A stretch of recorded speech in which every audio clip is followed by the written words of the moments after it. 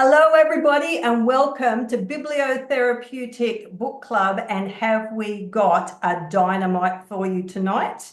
If you've never had a firecracker up your nostril, it's going to happen tonight. So just before we begin, don't forget, everybody, that this is going to be recorded and go on to YouTube.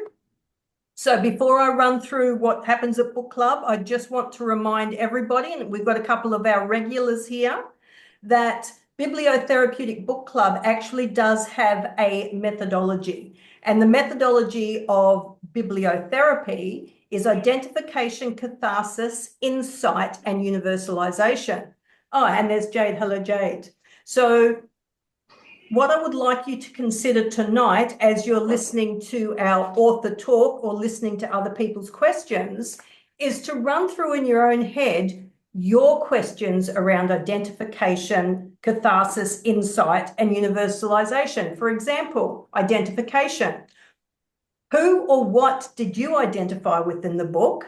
Were there problems, goals similar to yours? Catharsis. Did you experience the emotions, struggles, or hopes of the sisters referred to in the book? In terms of insight, what new perspective have you gained from reading the Sisterhood Paradox? What new solutions have you developed from your reading? And everybody's reading is different. So universalisation, can you see yourself in the content and context of what Vanessa Vershaw discusses in the book? Is this a shared problem of women in your world?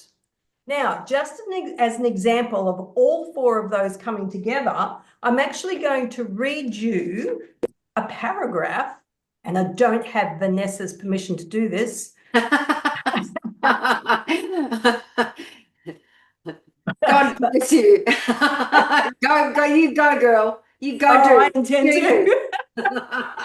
So for those who have the in front of them, it's actually on page 61, I think it is. Yeah, page 61. And I'm reading the paragraph at the bottom of the page. So it starts, Jean-Francois, that's why I wanted to read this one, just so I could say Jean-Francois. It's pretty nice. And I understood the extent of the damage. We also knew that for women bullied by other women, the psychological trauma tends to be felt a lot more deeply. Whoa, that's deep. Catherine had experienced the mistreatment from all sides. From men, she almost expected it, but from other women, she had expected better from them. Weren't they supposed to help her? Women were already so underrepresented in leadership roles. Surely it was up to women in positions of power to part the Red Sea as much as possible, to help increase female representation at the top.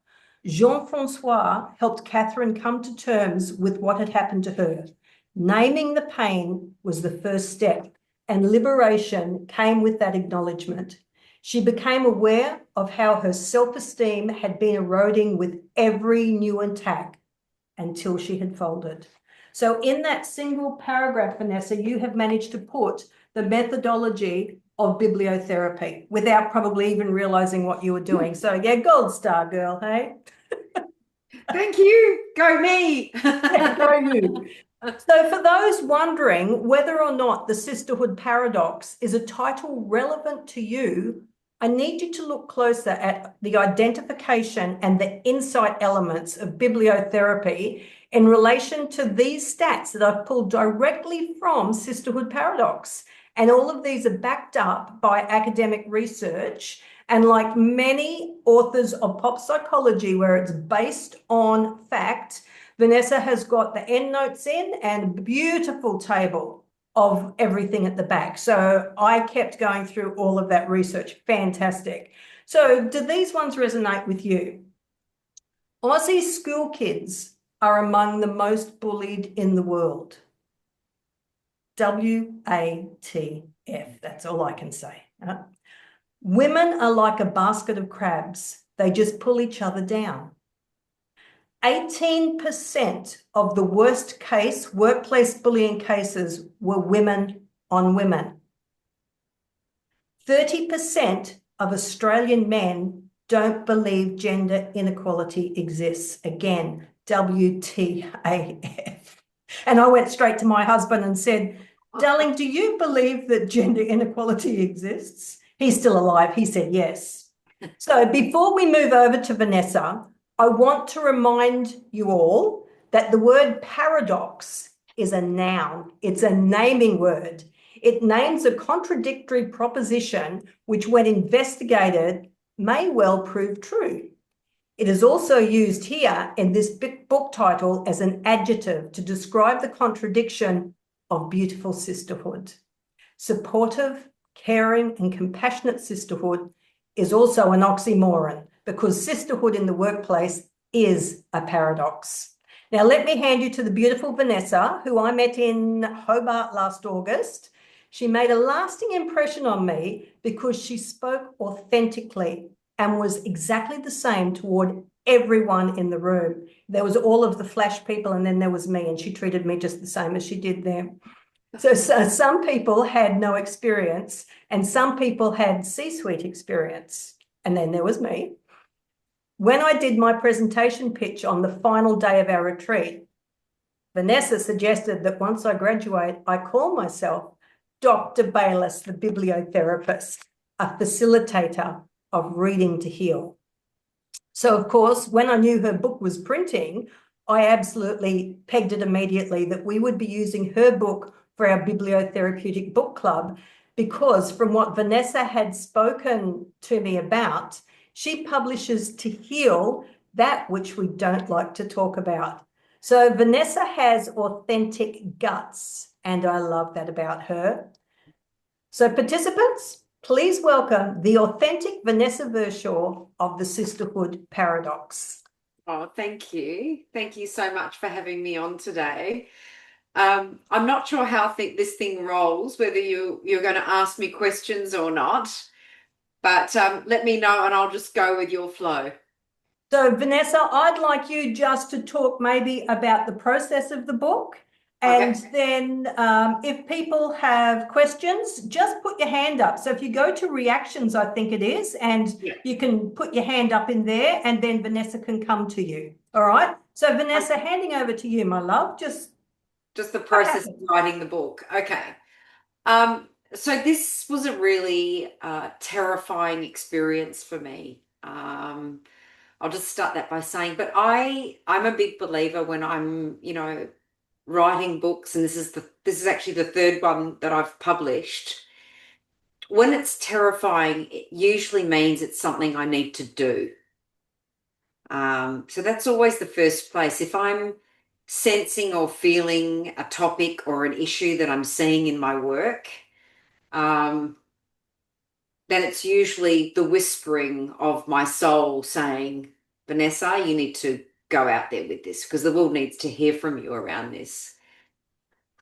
So that's the first place that I started. And there was a moment when last year in November, some statistics came out from the World Economic Forum talking about the advancement of gender equality globally, and that we had advanced only by 1%. Now, as somebody who has spent the last decade dedicated in her spare time to trying to advance women, because I do mainly work with men, that's the truth of it. I'm in a man's world. And I've done that very successfully in my career over the last 20 years. I was very determined to work with more women, and had been doing a lot of work in that space, and then looked at also the stats in Australia, which suggested that we've actually gone backwards, in fact, fossilized in some cases. And I'm sitting there and I'm thinking, it's been a decade. I wrote my first book on the subject, Bitch Fight, in 2016. And I don't see any explanations around why we're not advancing that are linked to the way women treat other women at work. Why? Maybe I'm just out to lunch. Maybe all of the clients I've worked with, maybe all of the anecdotes and stories that I've heard are wrong. Maybe I'm wrong. Maybe it's not as pervasive as I feel that it is and that I see that it is. And seeing women reduced to a puddle of their former selves. So I started to look into it from a research perspective, which is very much the cornerstone of this book. And what I found, to Megan's point, really floored me. Not only is it still happening, but it's so pervasive and it's such an issue that it is not only stopping our ability to rise into senior leadership roles and decision-making roles, but it's also creating significant mental health challenges, particularly for women who don't usually report it. And here's the thing. There's a tendency instead to choose to suffer in silence, as we women often do, or the big one is explain it away. So often women mistreating women at work, and we can maybe get into the different types, Megan might ask me some questions, is something that people call the pink elephant. And not the traditional elephant in the room that we talk about, but the pink elephant being that something that women are said to hallucinate about or imagine because it's not really happening. And in fact, if you speak to a lot of women about their experiences with other women that have been really negative, they do go there. They think, well, maybe it's me, or it's not really happening. And I think for all of you who are, social workers or psychologists, and I don't know what your backgrounds are, you would know that that is absolutely the intent. That's part of the bullying, if we're talking about bullying complexity, is that we don't see it coming. We don't know it's happening. We doubt ourselves. We wonder whether we even said the thing that we said, or whether we even did the thing that we did, because that's part of the MO of the very sophisticated bully that comes after their targets, if we're talking about women on women in particular. The other kind of precipitating event that occurred for me that really sparked me was the death of Charlotte O'Brien from New South Wales, 12-year-old girl, Santa Sabina College, and I'll never forget it. So the data comes out about the World Economic Forum, and I'm literally on my knees. I'm actually sobbing on this day because I've just spent the last decade trying to help women. And I've graduated 60 women. I've got them out there. I've been helping them. So busting a cap against the odds. And then I read about this little girl who took her own life because of being bullied at school. And the parents reported it, told the school investigated, the girls said it didn't happen, and the girls are still there. And I was traumatized by that. I was traumatized. And also because the research shows that Australia is leading the way proudly. We have the #1 badge of honour as being the place in the world that has the largest incidences of bullying at school. Tick. And then in the workplace, it's almost being dragged in where we have the highest numbers of workplace aggression and violence. So there is clearly something going on that we don't understand. And I say that specifically because the research in Australia, there is some that we can definitely hang our hat on, and we can definitely make assumptions based on the trends. But most of the data is US-based about women in the workplace. So in Australia in particular, we can't say with 100% certainty what the stats are here, but all that exists tell us that there is a problem. And I got a really interesting question at my book launch last night. There were about 100 people in the room, and somebody asked me, is this just a US thing? Is it an Australia thing? What are the global stats on this? Should we even be worried about this? And I thought that's a really fair question. So here's what I told them.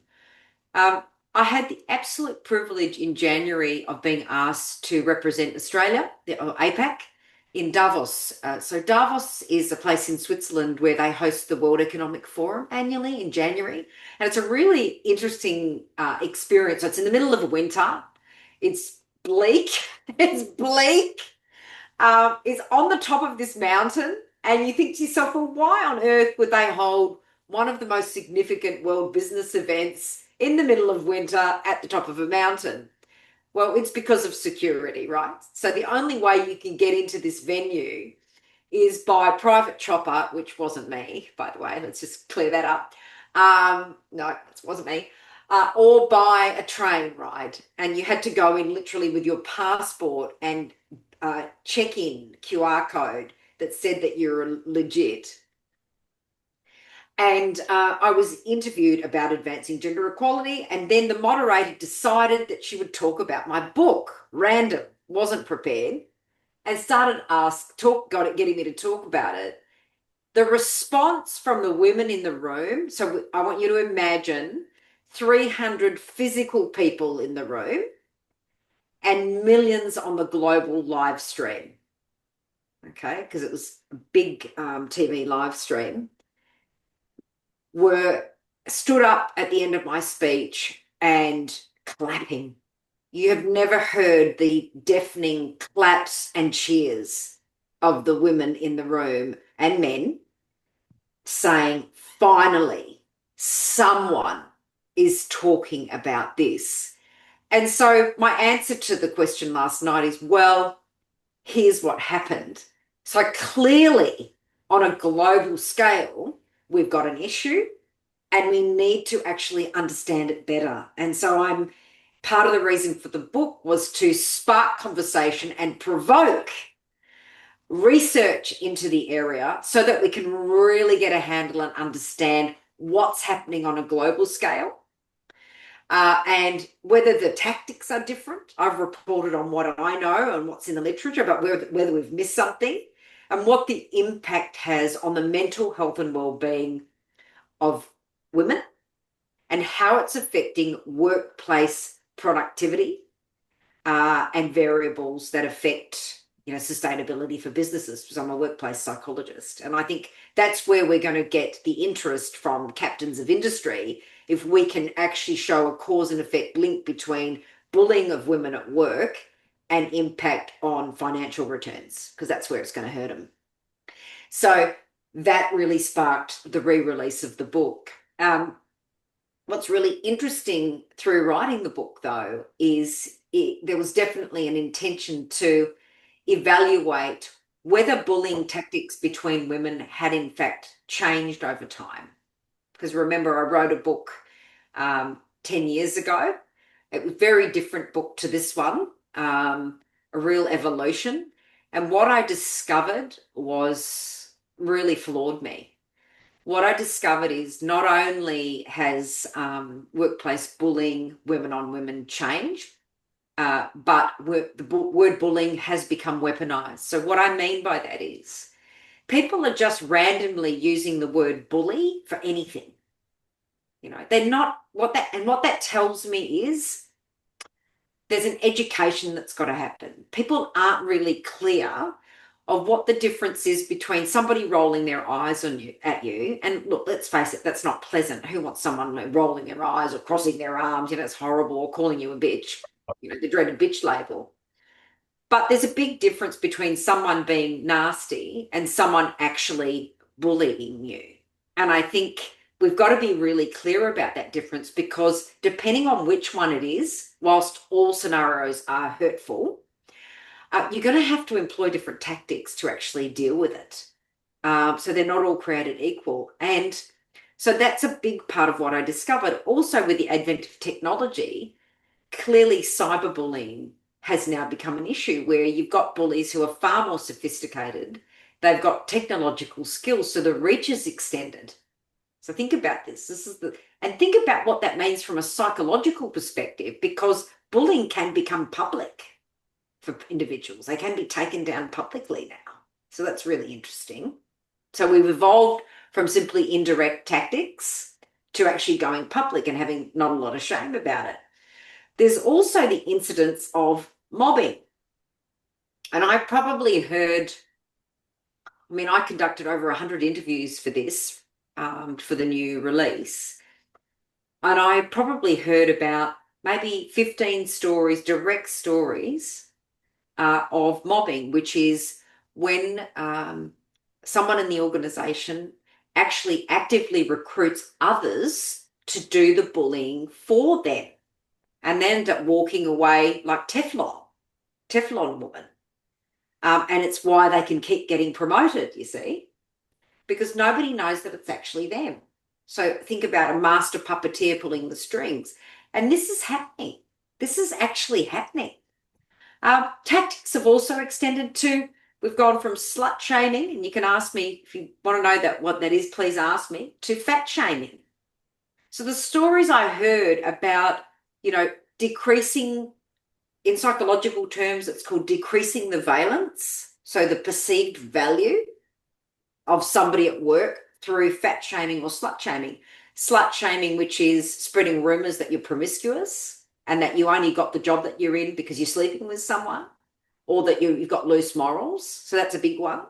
Or fat shaming, which is, and this is absolutely horrendous, this, one of the bullies coming up to you and saying, oh, I've noticed you're looking very slim.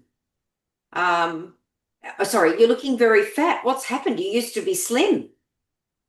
You've been like getting a bit stressed and laying into those donuts, and there's this persistent fat shaming going on till the person just feels like absolute rubbish. And I actually did have incidences of where it was so bad that, a couple of women were contemplating taking their own lives. So suicide ideation as a result of these types of experiences is very, very common, because women take it so hard. We take it harder, and particularly when it's from another woman. When it's from another woman, it hurts like hell, and it hurts more. So therein lies the context for the sisterhood paradox, this belief, as Megan started with, that, because we're a woman, we're supposed to be kind, we're supposed to be caring, we're supposed to be compassionate. And look, that's all true, but not everybody is, It's equally the paradox of just because somebody has made it to the top doesn't mean we should expect that they help us. I don't think we should have that expectation. But if you're not going to help, don't tear down either. And that's kind of my point in the book, is that's cool. You do you, no problem. But don't do the opposite. Don't actively sabotage or get in the way of another woman's success. Step out of the way. And so that probably gives a bit of a broad overview, Megan. Yeah, that's excellent. I'm really interested to just do our own quick stat check here.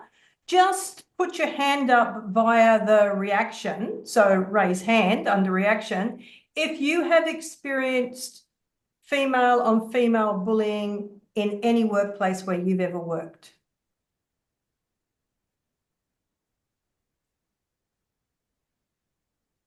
Yep. Yep. Yep. Yep. Okay. Yep. Yep. Okay. So that was just about 100% then, I think. Including me, by the way. Yep. Okay. Beautiful. Yep. So there you go. Yeah. I think certainly as I was reading through the book, I was able to identify periods in time, not where I was bullied, because I was usually the manager. So it didn't come up, but I could see it in other staff, and I had shame around not intervening. And certainly through talking with supervisees, friends, family, like pervasive. And nobody knows what to do. The worst thing for me is 30 years ago, I did research at the Human Rights and Equal Opportunity Commission on sexual harassment of girls at school. And they were using the same tactics of hiding it and covering it over as an attempt to protect themselves that you've described in the book. That's 30 years on. We're still doing the same thing. That's heartbreaking. So those girls then that would have been 15, 16, they're now mums, and they're carrying that shame, and they're unconsciously maybe passing on the same behaviours of protection to their children. So it becomes pervasive. And the technology thing. That's actually really interesting, Megan, that you should talk about that, because I had two principals last night of two very elite girls' schools deliberately, because I think the intergenerational thing is a really important part of the solution. Mm. It's starting young, it's starting early. Mm. And so, what are we doing to actually intervene at that level before it gets dragged into the workplace? Mm. And you're right. Schools, I put out an article about schools. Schools aren't doing a good job in general of intervening, and there are lots of reasons for that. But mainly, it seems to be they just uh, we need to be brave, right? Yeah, yeah, we We do. need to have cultures of bravery and zero tolerance. If we see aggression or incivility or any type of potential bullying, it's bystander effect if we allow it to continue. We've got to step in. We've got Mm. to, as leaders, we have to step in and we've got to deal with it.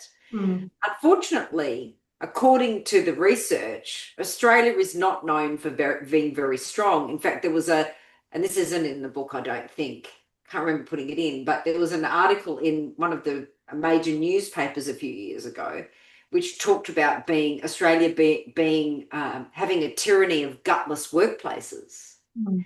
which astounds me, given that our number one value on cross-cultural studies is honesty.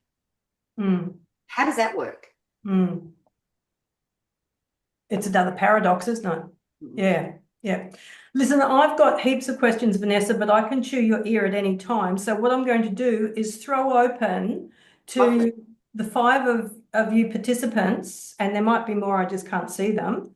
But talk to Vanessa. This is your chance. Ask her questions. Tell her what you loved or hated about the book. Yeah, go Be for it. brave. Please. I don't mind. I think I've probably led a fairly sheltered life, and like definitely have seen like people being mean and that sort of thing. But that's one of the things that even in school kids, getting them to determine whether it's someone being mean or a bully. Um, yeah, but the actual bullying, I was really taken back by the extent and the lengths that people would go to bring somebody down. And like I've worked in positions from like being the cleaner and teacher aide and that sort of thing to being the manager of, a health organization. Um, and yeah, it's interesting. The other thing that I found really interesting was the bucket of crabs imagery is one that an Aboriginal lady introduced me to. I'd never heard it before, but she had introduced me to that idea with the lateral violence stuff within the community. Yeah. Mm. Yeah, and Okay. it's interesting. I mean, and you're certainly not saying this, but one of the big challenges with female bullying at work, which is the focus of the book, is that often women in the workplace who haven't experienced it don't necessarily, it's one of those things, if you've lived it, you know it. Do you know what I Mm. mean? So when I started to put kind of pen to paper, or so to speak, I had quite a number of women in my circle, very high profile, who hadn't gone through it before. And they said, "Why are you writing this? Like, why are you writing this? I've never experienced it. Are you sure you want to be talking about this?" And I challenged, I challenged what they said to me, and I said, "Well, look, here are the stats," and it's why the book is so research heavy, because it is one of those things that not only is it pervasive, but we don't talk about it. We don't necessarily always see it either because of the nature of the tactics. Mm. So it could be going on, and it's not that you're a turkey or anything, but you just don't see it. Mm. That's part of the problem with it. Yeah, and without awareness Without awareness. of it, I probably would be more conscious of it in the future. I know I had one team leader that I didn't like the way she handled things, and other team members have referred to her behavior as bullying. However, I addressed it directly and have had no issue since. So, it's interesting. Yeah. But we find it hard to confront the bullies, don't we? Oh, yeah, absolutely. I was in tears. It, But it was like, yeah. it's really interesting. I've been doing quite a few kind of TV and radio interviews and stuff like that, and been asked kind of, why is it so hard? Why is it so hard? And I think, and all of you who, deal with human behavior, or you're in the service industry, and I'm not sure where your backgrounds are from, so I hope that what I'm saying is relevant. As human beings, we're not hardwired to deal with conflict. In fact, we run. What is it? 80% of people will do anything to run from a conflict, something like that. And it's because we're not naturally hardwired with the skill set. We don't like it. And it's so interesting. I even had an experience to the extent where the lengths that someone would go to not to confront someone who they were having a conflict with. I walked into a law firm one day, and I'm walking down the corridor, and she goes, quick, Vanessa, in the bathroom. And I said, what are you doing? Like, what are you doing? She's, quick, it's her. I said, who? She says, so-and-so. She says, quick. And she grabbed me and dragged me into the toilets. So hiding in the bathroom is a preferred tactic to actually, even physically seeing this person. But mostly what people do is they leave their jobs, they exit. Mm. But here's the problem. Timing is everything. Because if you are going to leave your organisation, you've got to leave before you turn into a puddle of your former self. You've got to leave when you're still strong, because otherwise what you do is you affect your future career prospects, because you're going to go in looking for jobs and you are beaten down. You don't have the confidence. You don't have the positivity. And so the likelihood of you being really successful post a bullying experience and then leaving because of it after you already feel like a bag of crap isn't really going to help you. It's very hard to interview when you feel like crap, don't you think? Mm. And so I think we've got to get more attuned to what's happening. Am I a target? Like knowing when I'm actually a target. Am I actually being targeted here? And what do I need to do about it? And in personal friendships, it is a little easier, because at least you can get away, Whereas at work, you're stuck with these people every day. It makes it a lot more complicated, right? In personal friendships, you can gradually distance yourself. You can have a conversation with the person once you've plucked up the courage and let them know that the friendship's not working.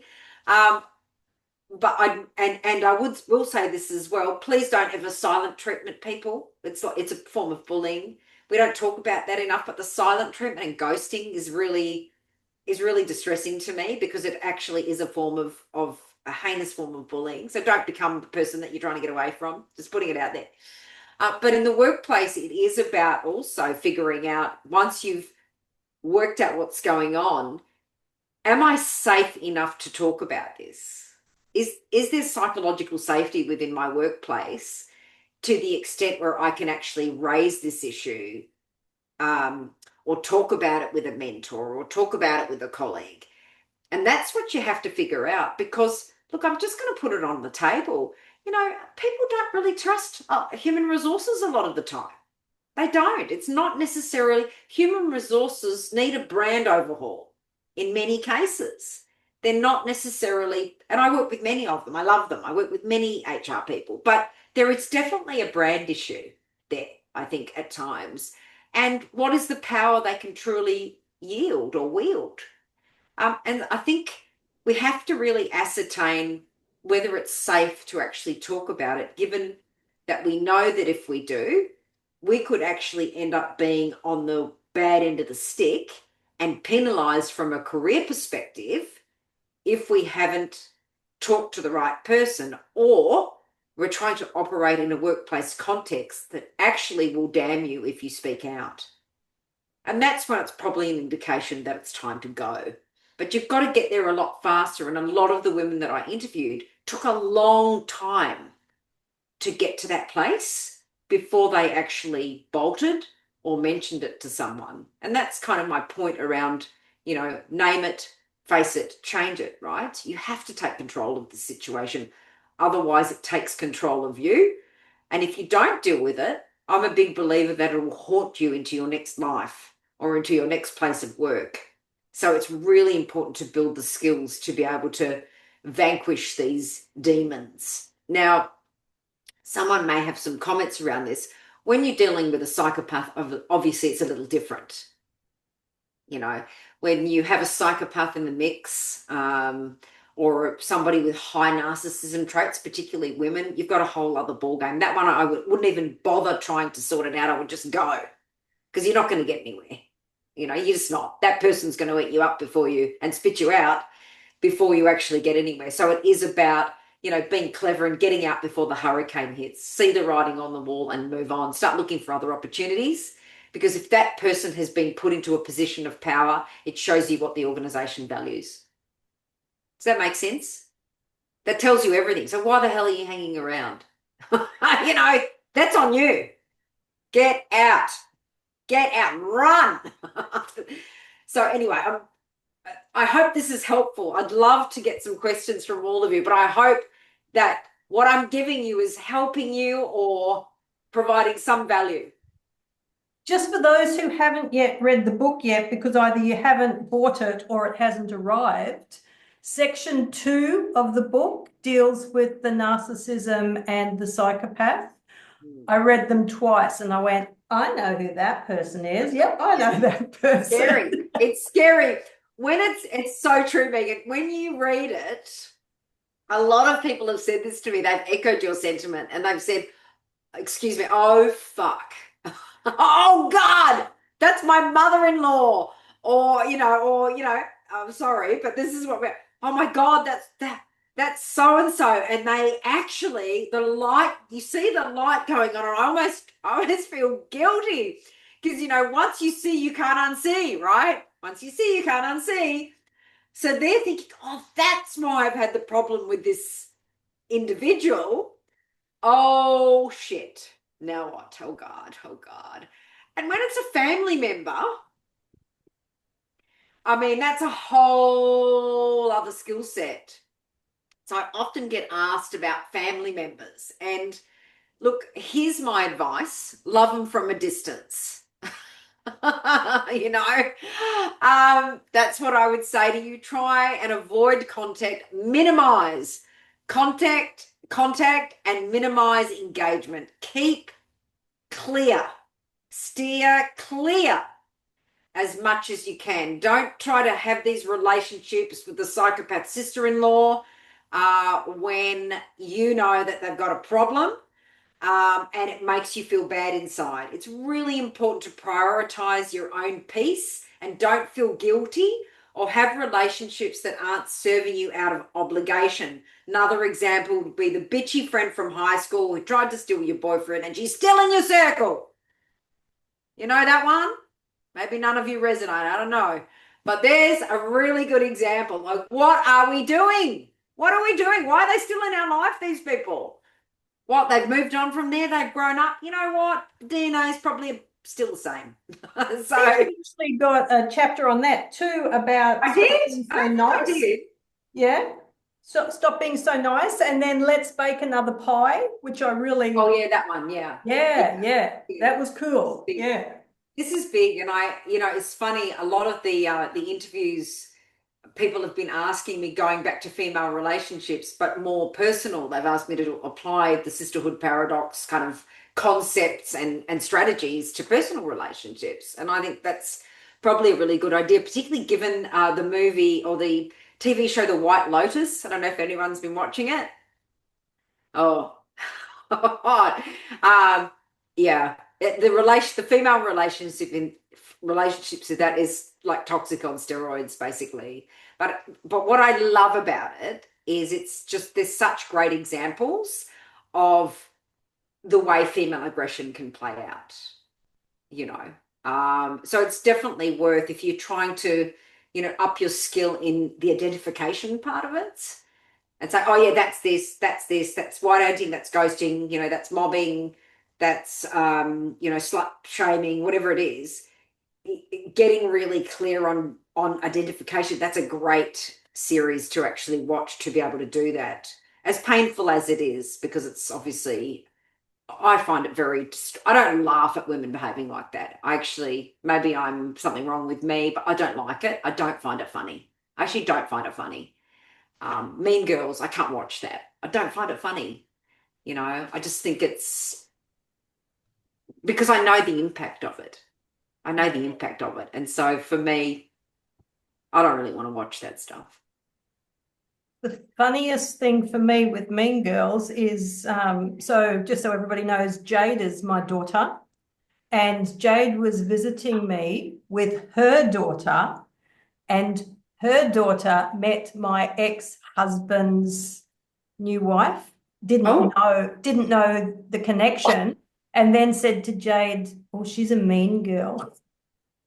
Yes. Mm. Well, that might have felt good. That's a different one. That felt really good. I was going to say, that's liberating. Yeah, yes, that was the liberation. I know which step that is. Yes. Yeah, it was hilarious. It's good when that happens. Yeah. So, guys, you've got about 15 minutes left to ask your questions to Vanessa. So I'm just putting myself on mute. Go.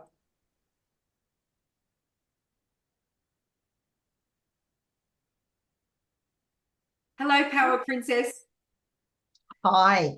My last full-time paid employment was more than 11 years ago. I worked in a northern area of Australia. I had a particular person as my supervisor, thank God, because she was amazing. She knows who I'm talking about. And I was bullied. The CEO was a psychopath, but he employed women who were bullies. Yeah. And I tried really hard to get out of that organisation into another paid employment. And so I got an interview. I interviewed quite well. They said to me, okay, we'd be interested in you know, like we're thinking, you know, you could definitely be on the short list. What we need from you now is we need someone who is a current manager of you, either your immediate manager or the manager above that or the manager above that, to answer some, you know, reference questions, right? So, you know, can they talk about you in the workplace? And I said, I'm sorry, I can't give you that. I can give you some other people that I've worked with before that. I could give you the name of my supervisor. I can give you other people who could speak about me and my work. I could give you colleagues' names, even colleagues who are managers of their section but don't actually directly manage me. But I can't give you management because, you know, there is a problem there. So they said, no, it needs to be somebody who's in line management with you. So I opened my own private practice and I've been in private practice ever since. My husband worked for the same organisation and he had to sign an NDA, but I didn't sign one. So I've been able to be quite vocal about what happened, but he hasn't been. But he also faced awful bullying from the same women and also from the male CEO. And that's who, yeah, I mean, just to give you an example of his psychopathy, he knew that the organisation was no longer going to be funded. Right. And he encouraged people to buy houses, cars, expensive overseas holidays, etc., knowing that they were going to be let go. Oh my goodness, that's really full on. I saw a lot of bullying take place, and I was often somebody who bullied people would come to me. Mm. There was a lot of Aboriginal and Torres Strait Islander people on staff, and they would come to me knowing that I would listen to them and be supportive of them. But when it started to be me, that was when I found somebody who was my rock. Thank you, Megan, who helped me through that. Otherwise, I think I could have probably gone quite crazy. And I must say, I had fleeting thoughts of, can I keep living through this? It's just awful. I don't remember, Megan, if I was actively suicidal, but I remember I was pretty low. I think suicidal ideation is fairly normal in those circumstances. Absolutely. But I just don't remember. There's a lot of things about it, Vanessa, I don't remember, because I purposely, every time I thought about it, I tried not to remember, because there was some horrible things happened. And it wasn't the time I've ever been bullied, but it really had a big effect on me, because we moved there for us to be in that position, and we had great plans in mind, but they didn't come to fruition. But my question is, when that's the case, that to go, you've got to give a reference from someone that is one of the people that you're trying to get away from, what can you do? Yeah, I mean, it's a tough situation, because I'll be honest with you, the reality is that when a woman outs another woman as a bully, they're the ones that take the rap. It's a big problem. I've seen it, yeah. And I think it gets to the point where, in your particular scenario, if I had been coaching you, for example, I would have said to you, you need to tell them and be prepared not to get the job. I think you need to I didn't tell them, but I did say,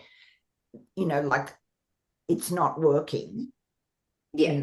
They won't give me a good reference, and it's not because I'm not good at what I do. You've just interviewed me. You're interested in offering me the job. You must see what my potential is for you.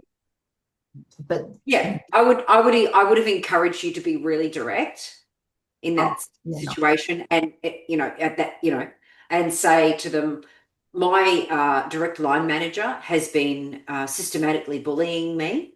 Here are the things that have been going on. So whilst I would love to give you her name, given the scenario, it's not really appropriate for this role. Now, if that's going to stop you from considering me, so be it. But that's not really, you're not really going to get a true interpretation of my capability for this role. And you've got to brave up. You've got to brave up. And I think that's what I would have said to you back then.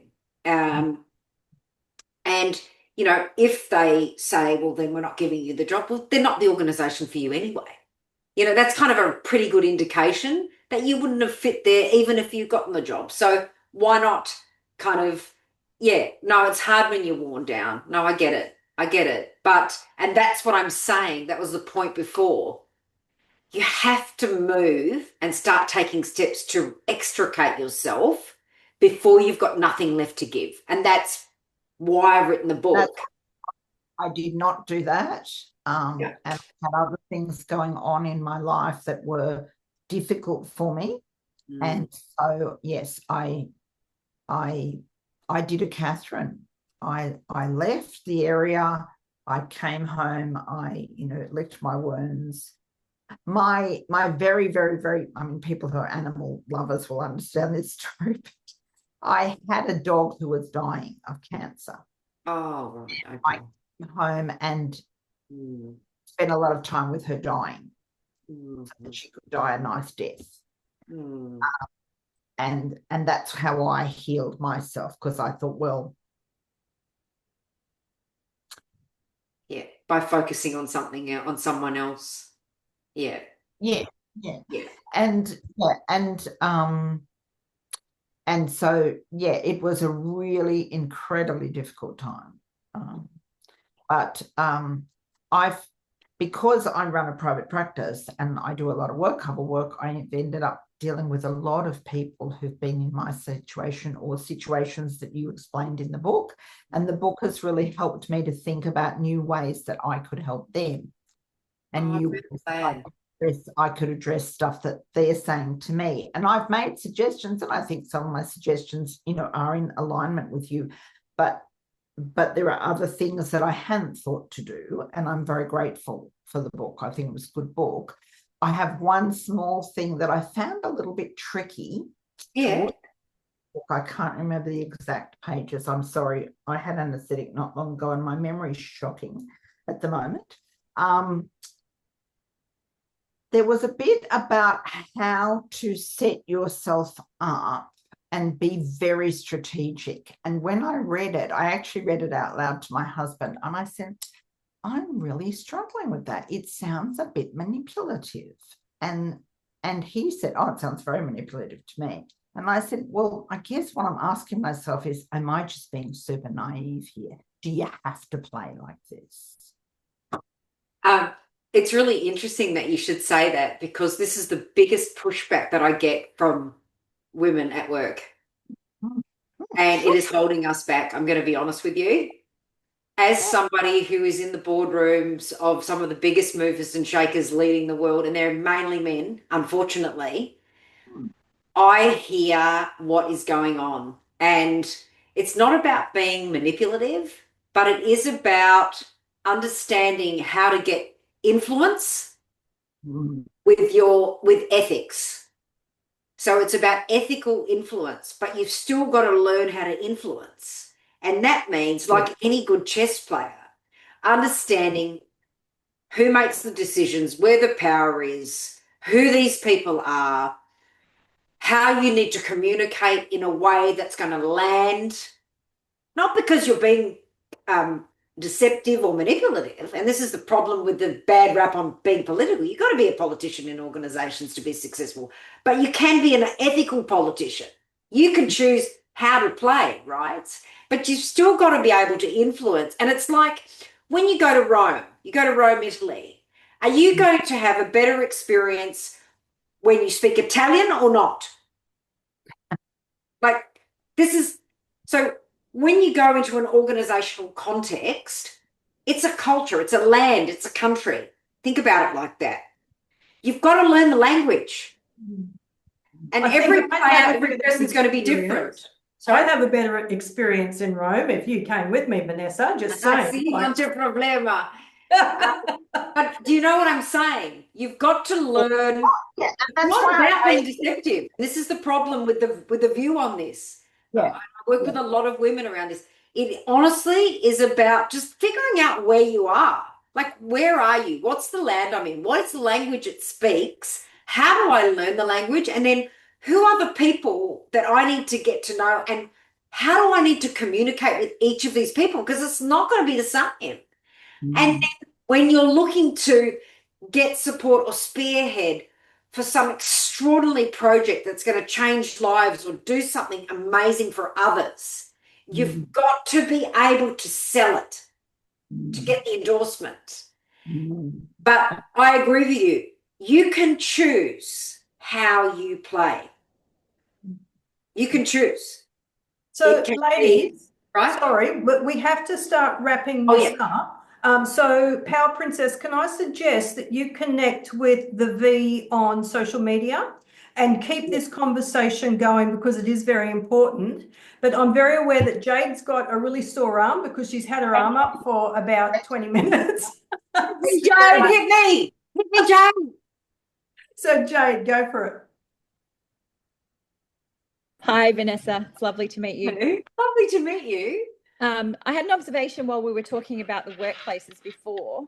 I started my career in private sector. Yeah. And the danger with the private sector was men, sexual harassment, terrible behaviour. And then I started in government in 2010, and I've been in government ever since. And it was a much safer workplace environment in that respect. But women became the problem. Anytime I had an issue, it was always a woman, and I'd never reflected on it until we had this conversation. So I thought that was interesting. And my question, can't remember what it was. Why? Oh, so I have a situation at the moment with my direct line manager. She's very, very difficult. And I'm trying to manage it as best I can. I believe she's neurodivergent and or autistic. Oh, wow. Okay. At what point do I go from being inclusive and understanding to drawing the line and saying this behavior is not okay? Yeah, what a great question. I mean, look, just because somebody's neurospicy doesn't mean they can behave appallingly or not be respectful towards you. I don't care. I don't care I don't care what's going on. You have no right.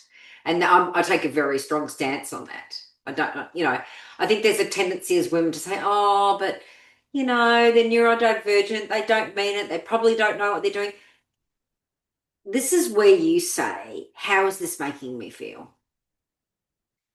And what priority am I giving my own health and well-being and peace here? And if it's causing you angst, if you are dreading going into work, if you are worried about it and you're feeling like crap, then you need to listen to that. That's the first thing, My first suggestion would be, if you feel safe enough, tell her. Tell her. Because chances are you're going to leave anyway if it doesn't sort itself out, or you're going to move or find something else. So I would always, and I think, there is potentially with an autistic, and my son's autistic, by the way, just putting it out there. So I get it. I hear you. I feel you. Yeah, I know it. And they can be quite brutal and blunt. But they don't mean it. They don't mean it a lot of the time. And they're not aware. So I always like to give people the benefit of the doubt, and you would be better placed. I would, first instance, if you can have a direct conversation, I actually would. And I'd say, I just want to let you know how you make me feel, and here's the situation, and this is what it does to me, and this is the impact on my work.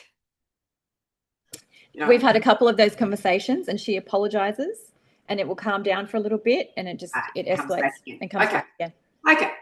So it doesn't, a neurodivergent person doesn't mean they can't be a bully, but it's often less likely, if that makes sense. But this boils down to if you can handle it or not. And if it's really affecting your mental health and well-being, then that's not working for you. It's not working for you. It's not working for you. And it's okay to say that. It's okay to just say that out loud and think, okay, well, I don't want to do this anymore. So what else could I do? And I think that's a really big part. I really want you to prioritize yourself. You don't have to be the sacrificial lamb or the doormat and allow this to happen. You need to take charge of this and create the experience that you want to have, because that's what you deserve, quite frankly. Yeah, I'm on my way out. Great. Yeah. Fantastic. And so important then for your next gig, and I love that you've recognized it, is choose your leader wisely. It's so many women that I talk to, when I talk to them about the interview process, it's not just about the place of work. You need to interview the leader that you're going to be reporting into and make sure that they are a values fit for you. Ask them how they would deal with certain scenarios. Ask them, if this happened, what would you do? How would we, don't be afraid to step into your power and ask the questions, because when you do that, what you're saying is, I value myself. I value myself enough that I'm going to make sure that if I take this role with you, if I join your organization, it's a win-win for us both. And so when you set the precedent like that, what happens is respect and boundary. And that's and I'll be honest with you, Jade, and I've only just met you. This is the way I've always been. And it has gotten me places that I never thought possible. And there isn't a female version of testicular fortitude, is there? Balls, what is it, flaps? Sorry. I don't know. No, women can have balls. Power or something. I think, I think we should do something else, because we are super strong. Our bodies do amazing strong. We're amazing. We're amazing. And so you need to back yourself. You've got to back yourself, because if you don't, who will? You know? Don't be like Oliver Twist with the bowl begging for more. You got this. Don't be afraid to ask the questions and choose the leader, the next leader wisely, and make sure that they have what you want to help you bring your best self to work. And I'm not going to say whole of self, because I don't believe in that, but I do believe in best self. Yeah? Yeah. That's what I'd say to you. That's some great prompts. I'm going to add them to my interview content now. So, cherubs, on that moment of strength, we have to end up. I know we could keep talking. And Vanessa, if you came to Rome with me, we bloody well could over the Vim. Oh, I wish. I've been already to the US and Switzerland this year. I can't. It'll break the bank. Yeah, well, I'm not going till next year. I've got to get the PhD first, and then, the book launch at Grumsky's grave in Rome. Yeah. Maybe next Sorry, year. Jade, you can't come. You've got too many kids, Io parlo italiano, andiamo. That's right. I forgot that you speak Italian. Oh, yeah, no, you can come, Jade. That's fine, because I don't. All right, cherubs, thank you for attending. Next month, on the third Wednesday of the month, we are having a poem, and you don't have to buy anything because the poem is freely available. It is The Owl and the Pussycat, and we're having a deep dive to it in a way that you have probably never even considered what the words mean. So Cardine Harron from Sydney is going to facilitate it. Cardine is an EFT trainer. And I will get the paraphernalia out about it, the event blurbs out about it, but I have a little bit of writing that I have to complete first, then I'll do it. So thank you, Vanessa. Thank you. You're just wonderful as always. Yeah. Oh, you're so welcome. I really enjoyed our chat this evening. So thanks for the invitation. And I really hope that you got something out of this talk tonight, and that there's something that the book has given you. That's really my wish for this world. So thanks. It was great. And Tanya, who had to go early, said this is a book that she's going to buy for some of her girlfriends as a gift. Oh, lovely. So that's get the really word nice. out.